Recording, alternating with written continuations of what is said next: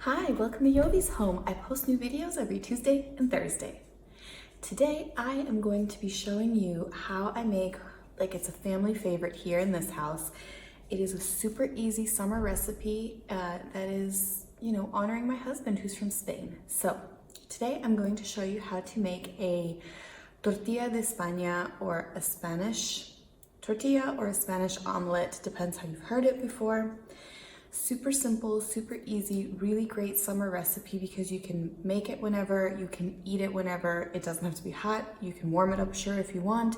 You can eat it hot if you want, or you can just let it sit at room temperature and eat at room temp. Even if you pop it in the fridge, you can eat it cold and it still tastes good. So it's one of those recipes that's just so easy, takes almost no time at all. And it's only 6 ingredients, right? 1, 2, 3, 4, 5 ingredients. It's only 5 ingredients. So if that sounds good to you, then why don't you come on in, kick off your shoes, and stay a while. I'm really glad you're here. Upon counting again, it is indeed 6 ingredients, but here's what you're gonna need. You are going to need a pan, a spatula, or some kind of thing that you're gonna be stirring with. You're gonna need a fork.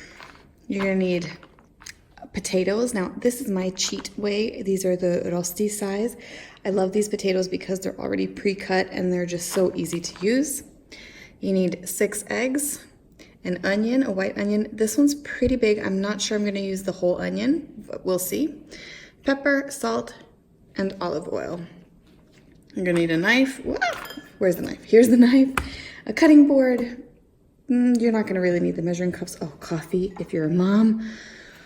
You need coffee all the time. And then if you know me, you know I don't mess around by cutting onions. I chop them in this thing. So a chopper, food waste bin, a little thing to clean. And that's it, you guys. That's all the ingredients. I'm excited also because this is the first time I'm making like a vegetarian friendly recipe on my channel. So here we go. Let's get cooking. Now, one thing I do want to mention before I start cutting is you don't need to use these kind of potatoes. You can buy just regular or have regular potatoes. You just need to peel them and cut them, and that is a step that I like to avoid. Now, these Avico, like roasty potatoes, they're kind of like this size, which is it's a good size, but according to my husband, they are still a bit too big for use in an official or traditional Spanish omelet. So I actually put these in my little chopper and just blitz it a couple of times to try to get them a little bit smaller. But yeah, I like the fact that they're frozen and it's easy. They're already cleaned and already pretty much cut into the size that I need. So that's why I use them. If you don't have them, or if you want to do it like really, really all from scratch, you can totally use a potato and just cut it into the appropriate size. We're not going to do that today. We are going to use the cheat way, but that's it. So let's put them in the little blender. No blender, little chopper. I don't generally measure, but for you guys I will. This is 1 cup. And this I bought in the Netherlands. So this is a Netherlands-sized 1 cup, apparently. So in case you're wondering, let's see if that's enough. Here we go. It's kind of an overflowing 1 cup.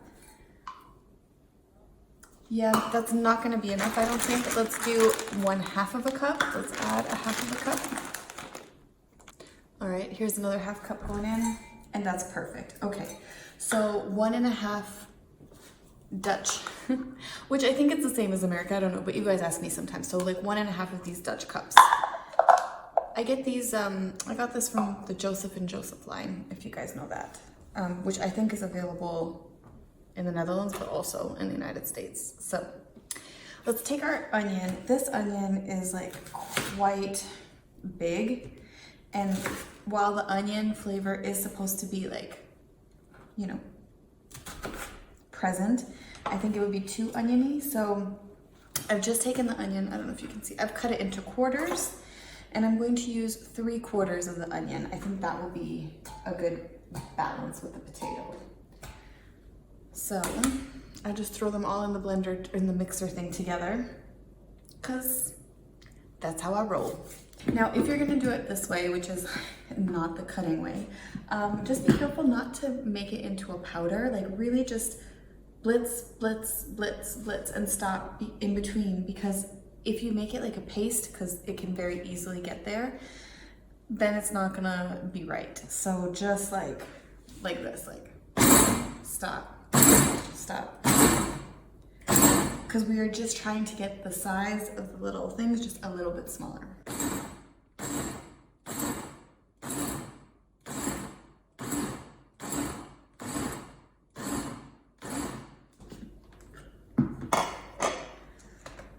All right, so here is the consistency. That onion has been blended. So just for comparison, for example, so this is the size of the roasty potatoes before, and then this is after. So it's kind of gotten like halved. Halved? That's a weird word. Halved? It's been cut in half, okay? The size is half. So next up, you take your pan. Oh, and it's important before you choose which pan you're gonna use. One thing that's important is to make sure that you can cover it fully with a plate. Hello. You can cover it like this with a plate, because if you're thinking of a regular omelet where like it's all folded and stuff, that's not what we're doing here. Here it's gonna look more like a cake and less like a traditional omelet. So that involves flipping with a plate. And so if your plate is too small, you're gonna have a mess. So just make sure that whatever pan you're gonna use, a plate will cover it. It wouldn't be Spanish without olive oil, so I'm using carbonel, also because this is from Spain. You can use any olive oil you want, but we use Spanish in our house. Again, I don't really measure, but it's enough kind of to cover the entire bottom of the pan. You know, like you need this definitely not to stick, and you're not making a scrambled egg, so you need it to be like, you know, a little bit thicker, like not thick, but covered. Okay, don't be stingy with the olive oil. I'm also actually gonna add just even a tiny bit more. Okay. Now it is like a generous serving of olive oil all across the bottom of my pan. I'm going to put this with the potatoes and the onions to cook a little bit on the stove, and I'll be back to prepare the eggs. But we are going to put this with this on like a medium to high heat. Again, the thing that's really important here is you are not going to turn this brown. The omelet is supposed to have a golden color, just like the crust, but not the actual things inside of it. So the potatoes and the onions should not get brown, but they should get cooked, because who wants to eat raw potatoes and onions? Well, onions maybe, but raw potatoes, I don't know. So let's do that, and then I'll be back to finish up with the eggs. One thing to, excuse me, one thing to mention is that I did not preheat the olive oil. Like I did not make that hot before adding the onion and potato mixture, because I want it all to just like come up to temperature together and not get brown, as I was saying before. So I just put the pan on and put the olive oil, eggs, and onions together, and they're all gonna come up to temperature together and hopefully cook a little bit. While that's going, I'm gonna mix up the eggs. So this is just 6 eggs that I already cracked. And to mix them up, I'm gonna add salt and pepper to the mixture.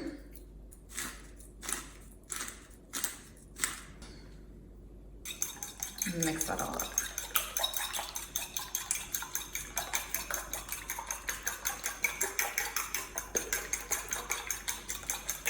All mixed, and now let's go, I'll take you guys over to the stove, because that's where we're gonna finish this up. We're almost done. We're almost halfway there. So the potatoes and onions are just cooking. Stir it up a few times. You see, we want to really prevent them from browning. Now, once the potatoes and onions are a bit soft and fragrant and, you know, they're about halfway cooked, then you can go ahead and add your egg mixture. The important thing to note here is that you want to kind of don't make the potatoes and onions all squashed together in your pan, because then the egg mixture is not going to get through to the bottom, and you just kind of just leave it like loose in between so that there's place for the egg to go and place for the kind of onions and potatoes to continue cooking.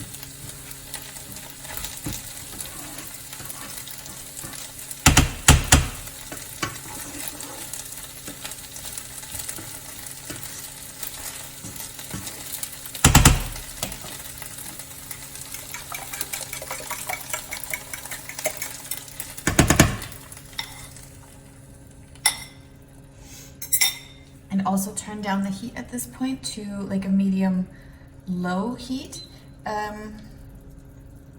My stove goes like from 0 to 14, so I'm cooking this on a 6.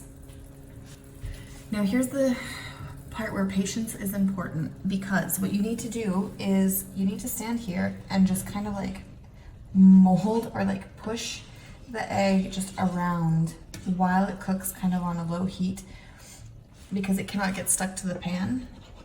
And you're just gonna constantly kind of do this kind of motion to push the egg into the potato and onion mixture.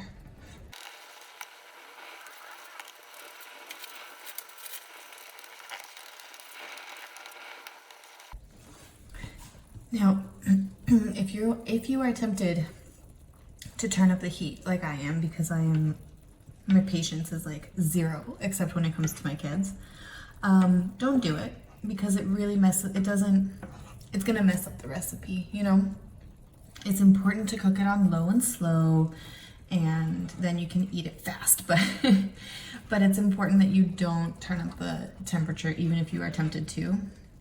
I've done that a couple of times, and then we've had scrambled eggs with onion and potato and not a Spanish omelet. It just doesn't turn out the same. And other than the waiting, which is the hardest part for me, maybe if you have more patience than I do, this will not be hard for you at all.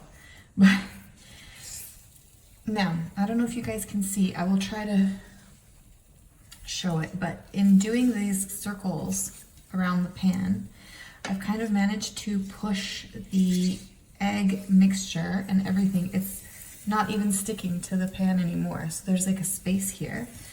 And at the same time, my omelet is taking a more round shape. This means that we are getting close to the point where we're gonna need to flip it. This is how it looks. Can you see the gap here between that wasn't there before? So in doing those circle bits we've made this kind of pile. Also, there's lots of uncooked egg here on top, but that's fine, because we're gonna flip it. The flip. You take your pan, you cover your pan with your plate, flip it. Oh. Okay, and it comes out totally looking wrecked, but that doesn't matter because that's the bottom side. And then you just put it back in. Oh, come on, come on. Let's make it nice. Now, because it's pretty much cooked, it's ready.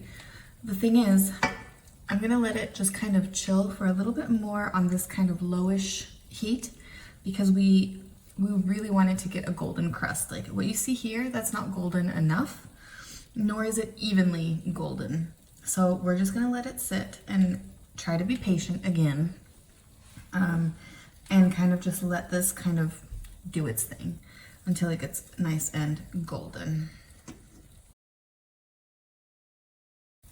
I'm feeling like I think it's done. So let's have a look. And if it's not, well, then we'll see. We'll put it back.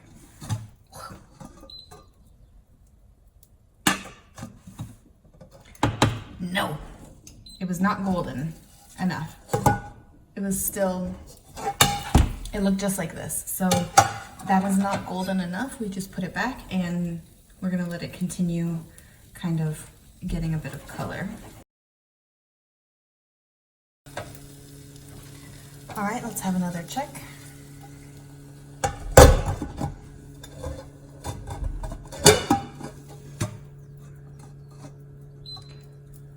Ah.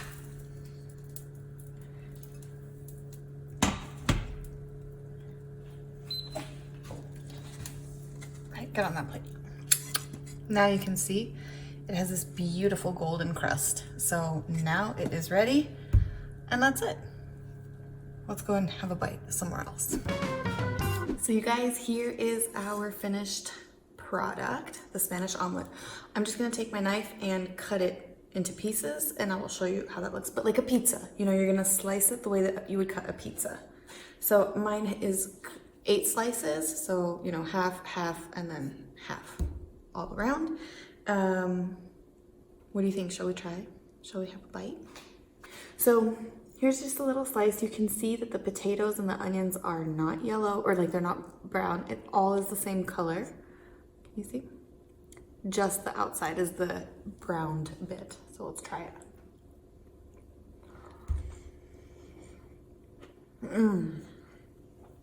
I love food, and I love this. It's so nice when you cook it this way because there's just like a teeny bit of crunch, and then you have all these like delicious flavors exploding from inside. It could use a bit more salt, but that's just for my taste. My husband doesn't like it as salty, so I really tend to under-season things just because that way it suits his taste. And then I add a bit of salt to mine because yeah, then we all win. We all get the thing that we like, how it tastes. So if you like things a bit saltier, you can definitely go ahead and add a bit more, or you know, if you cannot eat salt, then don't add as much. But yeah, otherwise it's so simple, so easy to make, and yet you can really get all the flavor, like the potato, egg, onion flavor. It just blends so nicely together. Plus you get some of that olive oil taste, so it all is it all contributes, you know. I would say if you don't have olive oil and you do want to make this, in terms of flavoring, use butter instead of just like another type of oil. So use butter if you don't have olive oil. And there we go.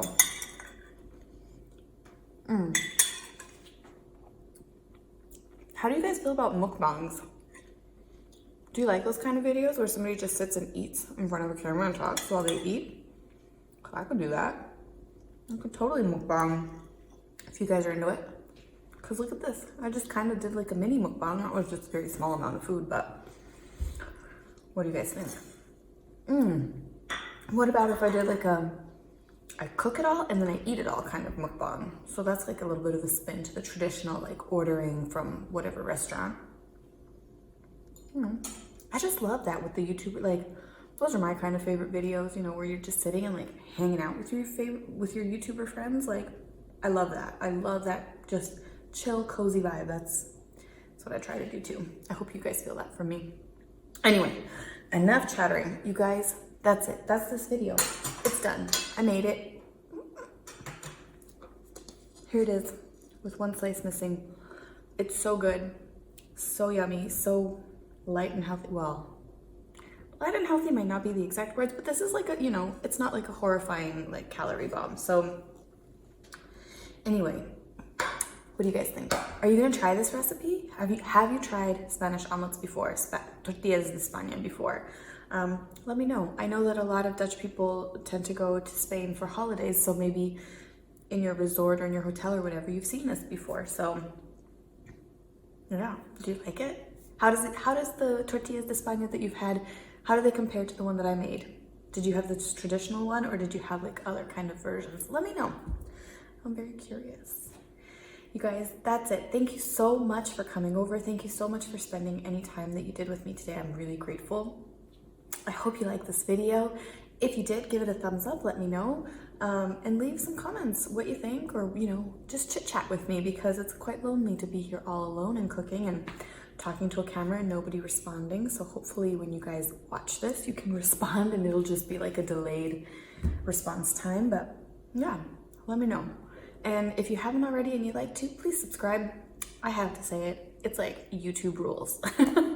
Not really YouTube rules, but you know, kind of. Anyway, you guys, thank you so much for coming over. I hope you enjoyed it. Thanks for spending time with me, and I can't wait to see you in the next one. Bye.